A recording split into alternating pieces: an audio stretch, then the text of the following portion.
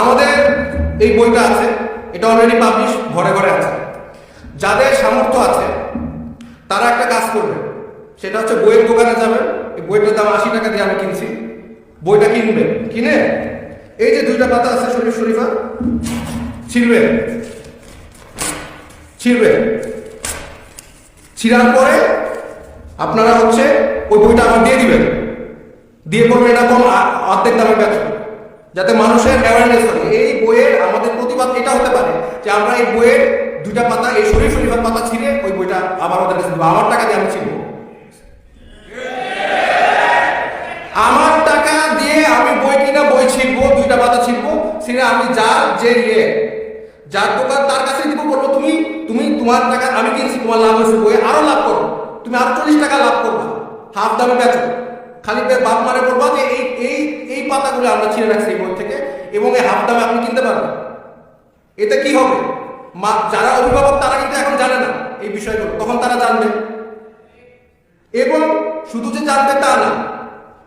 জানবে তা না, তারপরে তারা এই বিষয়টা আমরা তাদেরকে দেখাই দিব যে এখানে প্রতিবাদ হচ্ছে। আমরা এই বইয়ের পাবলিকেশন যেগুলো পাবলিশ হচ্ছে সেগুলো আমরা যদি ছিঁড়ে ফেলে এটা পেজ, এবং এটা যদি ফেসবুকে আপলোড করি সবাই যে আমরা ছিঁড়তেছি জায়গায় জায়গায়, ছিঁড়ে আমার টাকা দিয়ে আমি ছিঁড়বো, কার কি তারে আমি দিব, আমার টাকা দিয়ে আমি ছিঁড়বো এই 2 পাতা। এটা কোনো শিক্ষা না, এটা আমার ভবিষ্যৎ, আমার ছেলেমেয়ের ভবিষ্যৎ ধ্বংস করার একটা পার্ট পায় তারা। এই বলে আমি আমার বক্তব্য শেষ করছি। আসসালামু আলাইকুম।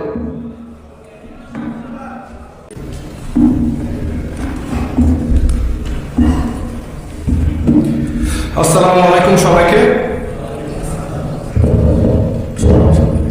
আমি খুব সংক্ষিপ্ত বক্তব্য রাখবো। আমি যখন ছোটবেলায় প্রথম লূত আলাইহিস সালামের গল্প শুনি, তখন এটা বিশ্বাস করতে ইমানি দুর্বলতার কারণে অনেক কষ্ট হয়েছে। কিভাবে সম্ভব সমকামীরা, একটা জাতি, একটা রাষ্ট্র কিভাবে সমকামী হতে পারে? এটা কি সম্ভব? এটা তো মানে কল্পকাহিনীর মতো লাগতো ছোটবেলায়, যেটা কিভাবে সম্ভব। শুধু যে সমকামী 1-2 বা একটা রাষ্ট্র সমকামী সেটা না, যারা সমকামী না লূত আলাইহিস সালামের সময়, তাদেরকে সমকামীরা জোর জবরদস্তি করে তাদেরকে প্রেশার দেয়।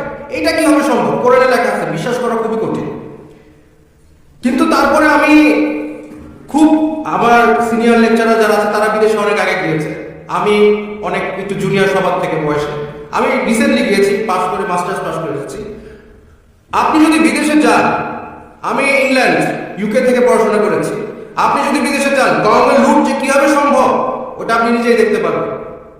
সরওয়ার স্যার বলেছেন 40% আমেরিকানরা এখন সমকামী, বাচ্চা কাচ্চারা 40%। তার মানে কি 2জনের মধ্যে 1জন সমকামী। কিভাবে সম্ভব? শুধু যে তাই না, ইংল্যান্ডে যে আমি গিয়েছি, আমার এখন গতকাল আমার ফ্রেন্ডের সাথে কথা হচ্ছে, PhD করছে আমেরিকায়, বলছে এই সমকামী বিষয়ে, LGBT ব্যাপারে, ট্রান্সজেন্ডারের কথা বললে আপনার শেষ, লাইফ শেষ। এবং এটা আমি নিজে ফেস করেছি। আপনার ইংল্যান্ডের জেলে, আপনার ওখানে গেলে আপনি যতক্ষণ না পর্যন্ত বলবেন লাইলা সমকামী, এটা না বলা পর্যন্ত তারা আপনাকে শান্তি দিবে না, আপনাকে চাকরি দিবে না। আপনি যদি পড়াশোনা করেন, পড়াশোনা থেকে আপনাকে ইউনিভার্সিটি থেকে বের করে দেবে। আমার বাবা জমি জমা বিক্রি করে বিদেশে পাঠিয়েছে। এখন যাদেরকে পাঠাচ্ছে বিদেশে, আপনার ছেলেমেয়েরা যারা বিদেশে যাচ্ছে, তাদের কি সমকামী বানানো হচ্ছে না? অবশ্যই। কারণ আপনি 1 দিন 2 দিন সহ্য করবেন, তারপরে কিন্তু আস্তে আস্তে মানুষের মনোবিজ্ঞান তাই বলে যে মানুষ সবার সাথে মিলতে চায়। যখন দেখবেন আপনাকে সবাই কোথাও দোকানে গেলে আপনার সাথে কেউ কথা বলছে না, আপনার সাথে সবাই গালাগালি দিচ্ছে, আপনাকে চাকরি দিচ্ছে না, আপনাকে ইউনিভার্সিটি থেকে বাইর করে দিচ্ছে, তখন আপনি চিন্তা করবেন আচ্ছা হলে সমস্যা কি। এবং এটা আমরা ফেস করে আসছি। যারা সিনিয়র তারা কিন্তু ফেস করে না, আমি নিজের চোখে দেখে আসছি। যতক্ষণ না পর্যন্ত লা ইলাহা সমকাম বলবেন, ততক্ষণ না পর্যন্ত আপনাকে নাফরমানদারও ছাড়বেন না, নট পসিবল। সো আমি এখন এই বিষয়ে আমরা বলি, আমার খুব কষ্ট হয়। আমি একজন শিক্ষক, আমার খুব কষ্ট হয়, কারণ আপনারা এটা সিরিয়াসলি নিচ্ছেন না। 40% আমেরিকায়, তার মানে গড়ে 2জনের মধ্যে 1জন এই ট্রান্সজেন্ডার, এই সমকামী। কিন্তু আপনারা এটা সিরিয়াসলি নিচ্ছেন না। যাকে বলে সে হেসে দেয়। এই ছেলে নিজেকে মেয়ে মনে করে, মেয়ে নিজেকে ছেলে মনে করে, এটা তো একটা হাসির বিষয় আসলে। কিন্তু আপনারা যে হাসিটা দিচ্ছেন, আমরা যে হাসিটা দিচ্ছি, এই হাসিটা আমেরিকানরাও দিচ্ছে আজ থেকে 100 বছর আগে। এই হাসিটা ইংলিশরাও দিচ্ছে, ইংলিশ খ্রিস্টানরা দিচ্ছে 100 বছর আগে। কিন্তু 100 বছর পরে কি হলো? তাদের ছেলেমেয়েরা 2জনের মধ্যে 1জন সমকামী, এবং ভবিষ্যতে জরিপ করে দেখা গেছে যে 80% হয়ে যাবে।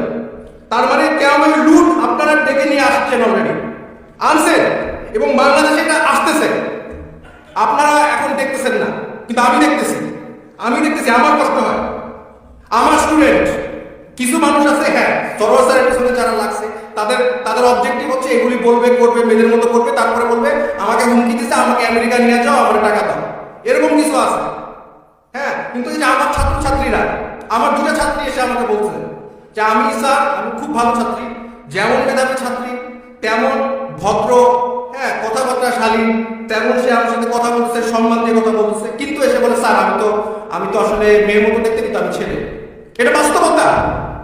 এই যে তাদের লাইফ ধ্বংস করলো, এটার দায়ভার কি আমাদের নাই?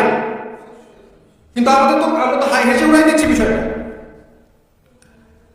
সলিমুল্লাহ খান স্যার উনি একটা কথা সবসময় বলে যে শিক্ষক বাংলাদেশের মানে ইন্টেলেকচুয়াল আমাদের মতো, তারা বুদ্ধিজীবীরা হচ্ছে সেল আউট, দে আর সেল আউট।